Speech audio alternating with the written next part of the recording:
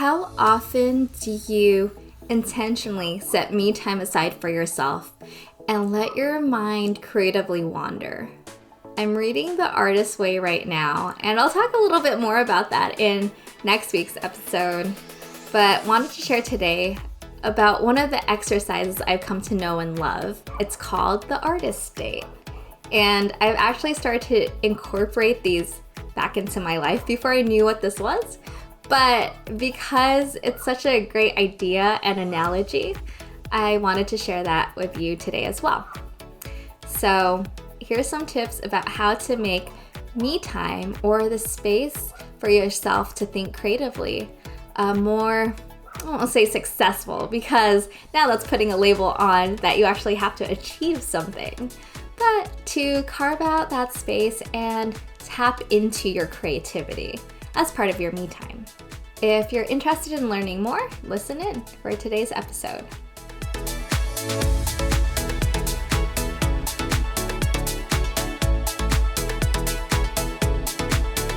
Hi, I'm Leah Fetterhoff, a user experience designer, writer, and life strategist, and I want to inspire you to thrive in work and life. So my first tip that I tell everyone who asks about finding the time for themselves, right? Because they're busy with work, busy with kids, busy with all of it. How do you even find the time? Well, you somehow find time for work, for doctor's appointments, for picking up the kids to and from school. So make this me time one of those things. Make it a non-negotiable and tell other people. Literally, book it as busy time in your own calendar.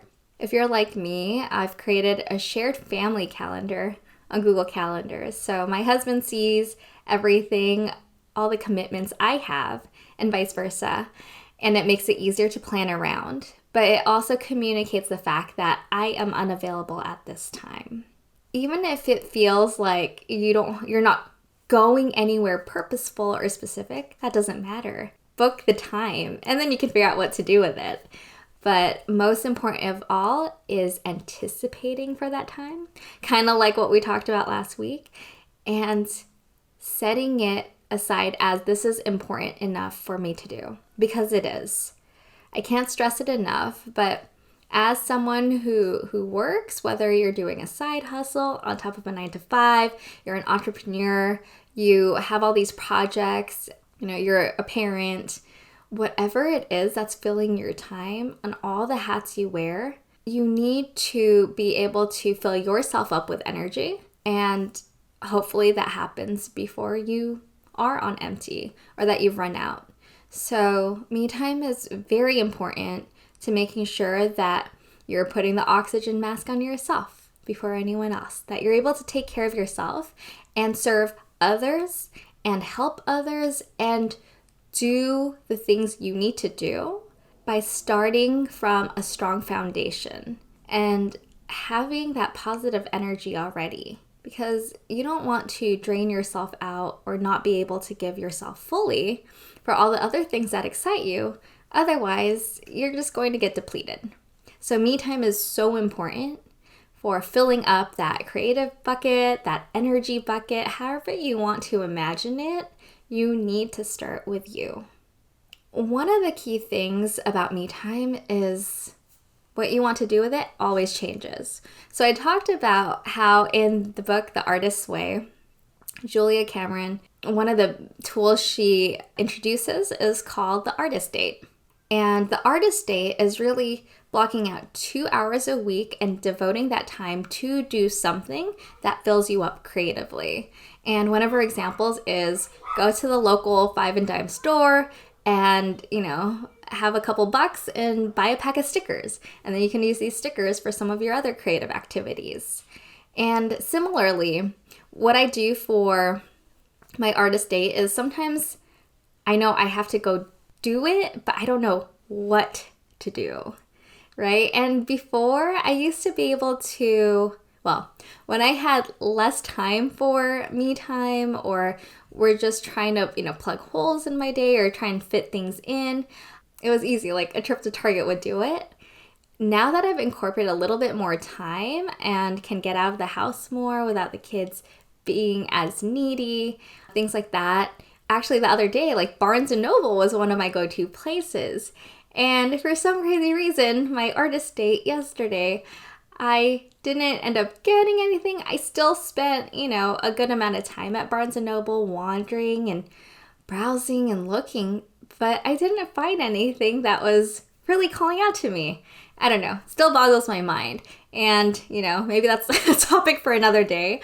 But it was one of those things where I realized I need to stop getting into the habit, once again, of just going to my go-to spots, which is Barnes & Noble, Michael's, Target.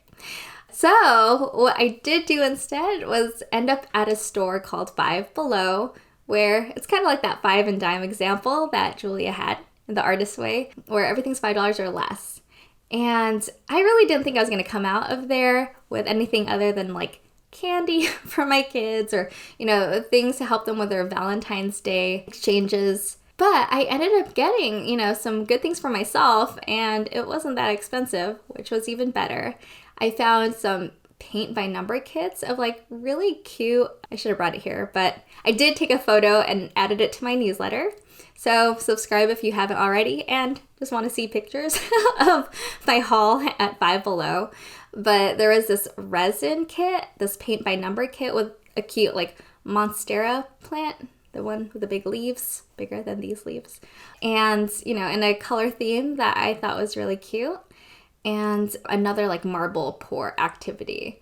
And I thought it was just fun because I could feel myself like being drawn to the energy of creating and trying and exploring new things that I haven't done before or haven't done in a long time, like paint by number, but like paint by number for adults. Not like your basic, painting a farm or painting a cat. And if that's you, cool. I like my art to be a little bit more modern or fun. So it was fun to see something that did resonate with me. And it caught me by surprise. But that's one of those things I didn't expect or to end up at that store. I did. And it definitely made me more aware that subconsciously I was being drawn and attracted to these creative ways of exploration. Like I haven't painted in a while and I've never done like resin pours, but something about that spoke to me. And it's not something I would have just naturally thought of to like say, hey, I'm going to do a resin pour today. So that was cool. But that's what it is, right? It's being open-minded, and the more open-minded you are, the more time you have to just wander and explore. You don't realize the things you end up doing or the places you end up getting to. That's, the cool part about the artist date. One thing she says though also, so this is kind of like that difference between striving for creativity or, trying to go deeper with creativity and simply filling your energy up. And she's like, this isn't the time to do like a bubble bath or anything like that. I love my bubble baths. And I think part of me time and what makes it, fun is if you could design or kind of gamify, right? Like mini missions for yourself. And what I mean is, what kind of theme or feeling do you want to evoke at the end of your me time? And part of this is done just by finding some quiet time for a few minutes. So say you have a couple hours blocked off later in the day. Why don't you take a few minutes when you wake up to really listen to your body and figure out what it needs? Do you need more rest? Do you just want a stay-at-home day? Or are you itching to try something new or go somewhere, do an activity? Your subconscious, like inside of you, like your inner voice already knows like what it needs, and you need to get out of the way and listen to it.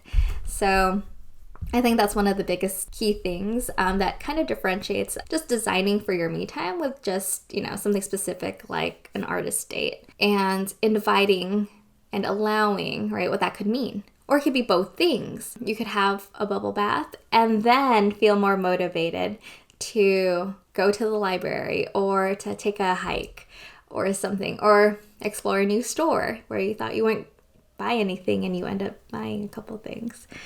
So yeah, do something that gets you in the mindset to invite change or break out of the monotony. And you might not wake up just ready to go, but you might find yourself slowly wanting the change after you've taken care of the need for just filling up your bucket a little bit more. My second tip, and this is something I was also able to do at home, but is now part of that anticipation bucket, right? Something to look forward to, is in the mail last week, I received the local community college's list of classes to register for the quarter. And it was a hybrid approach, so a mix of virtual classes and in-person classes. And I didn't think I'd find anything, but I always love looking just to see if there's any topics that resonated with me. And if you remember, like, my first video earlier this year was called Outcomes Over Resolutions. And I was like, I don't know what I want to do this year. I started to get clarity on it, and it's clues like this that helped me get clarity. I started just browsing through that catalog, and what attracted me were classes on writing. There was one by an author of romance novels that I thought sounded cool, and the time commitment was only like 3 night classes in March, so in person. So I was like, oh, that's far enough. So I signed up for that. And there's a couple other classes about like getting published in a magazine, like, you know, like a physical magazine, things like that. And those are virtual classes, a couple different topics around that back to back. And the whole publishing process has always been something like a black box for me. Like, I don't know exactly how it happens. I don't know what a query letter is and all this stuff. So I thought it was interesting, and like subconsciously, like, I gravitated towards it, and then, you know, I went ahead and did the leap.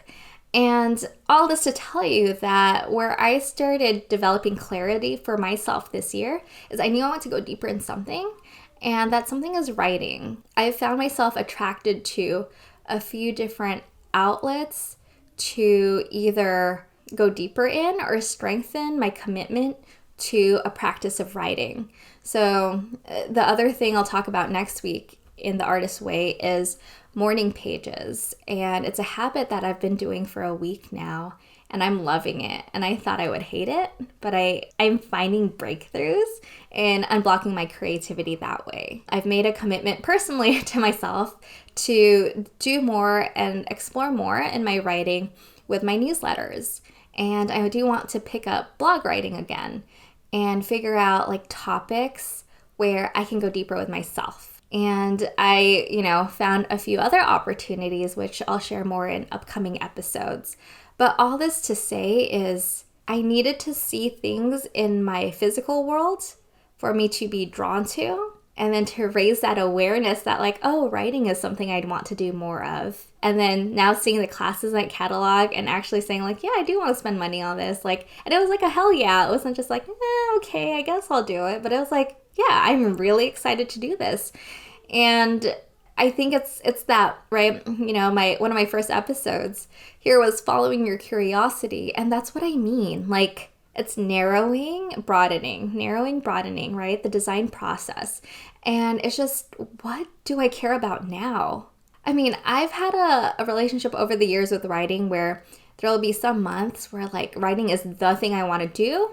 And then, I like tried to start NaNoWriMo, like National Novel Writing Month in November. And then like a few days in, I'm like done. I'm like, it's too much. I've started and stopped a lot with writing, but this year could be, not to put that pressure on myself, but could be the year where I just do more writing. And it excites me.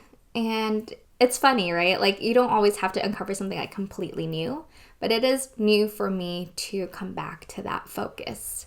So I want to present that prompt to you now. Like, do you have like a local community college that sends out catalogs, or maybe you can find it online? Like, browse through it and see what interests you.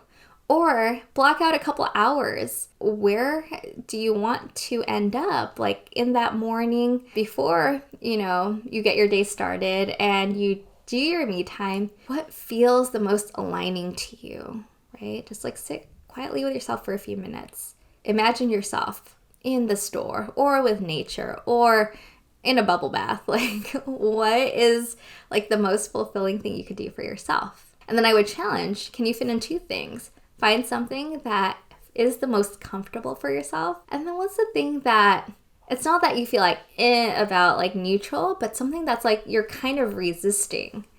And then do that as well, right? Because growth also comes out pushing yourself of that comfort zone and then going to the different place you didn't think you would end up and discovering resin pores and other activities you didn't think you would want to do in the first place. There you have it. Some tips. First is really making that commitment to yourself in the calendar week, letting, your partner know, your family know, whoever, might detract you from that you have a commitment for me time for yourself. And then what you choose to do with that time, explore a few things, like see what you're really attracted to and do some of that. And then what are you really resisting? And sit with that and see if there's something there that you need to do anyway for yourself, because clearly there's something like a growth opportunity there. And for me, right, that was even like actually leaving my house to do me time, to go to Barnes & Noble and Five Below, because one, I don't like driving our minivan, and that's the only car I have access to right now.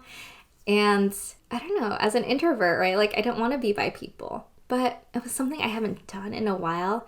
And deep inside, I knew I needed to change my physical space and just be somewhere, right? Whether that was just like driving for a bit and wandering or putting myself in a different environment. So that's, a few tips, like how do you visualize yourself feeling after a few different activities on where you can spend your me time? And then the title of this episode, right? Like creating a mini mission for your me time. Like what is that theme or purpose? Like for me, I was intentional with the artist dates about creativity. I want to unblock. I want to discover. I want to be drawn to something to express my creativity. And then sometimes it is just, I just want to be alone. I don't want to be bothered. And that's perfectly fine too, right? Like that's a mission in itself. I've had mini missions before where I'm like, I'm going to Target, I'm going to find a new book or a new candle or something that I could add to my desk. Today I went to Home Goods. I'm like, I'm on a mission to find some outdoor decor for Valentine's Day, right? And it's kind of nice because it's like I'm doing it for myself and it's like kind of a need, but like not really a need, like a want. I don't know how to explain it, right? And it's not like setting out the intention to like buy something. But it's also nice because you're not like wandering around like trying to buy everything, but it's like, well, what is the one thing that could bring me joy today or that I would find surprising today? Or, maybe it's just I want to wander and see something new that resonates with me, that brings me joy. It's setting an intention, right? That's the mini mission for your me time is setting that intention for that space you've carved out for yourself. Anyway, if you enjoyed this episode, subscribe and share with friends. Once again, let me know what you end up doing for your mini mission for me time. Is it going to be creative? Is it going to be a day of rest? Let me know. And how often are you scheduling that in? Can you make it like a recurring weekly thing on your calendar? Because that would be ideal. And if one of those hours happens to be Saturday morning, the second Saturday morning of February, March, or April, come hang out with me. Go to swishie.com, and if you scroll to events, you'll see a few of these creative hours and mimosas that I'm hosting for free. If you join the community where I'll provide a prompt, you can bring any creative project you want. Bring your own drink. I say mimosas because that's what I'll plan to bring, but bring coffee, tea, a glass of ice water, whatever it is that you feel like bringing. But join, a few other like-minded folks in the community and unleash that creativity. Get to know other people and see where it takes us. And, that's all I'll share because I don't want to be so prescriptive with that space. And it's constantly evolving. We're all designing and co-creating it for it together. So, yeah, wanted to throw that out there. Thank you for watching, and see you next time on Swishie.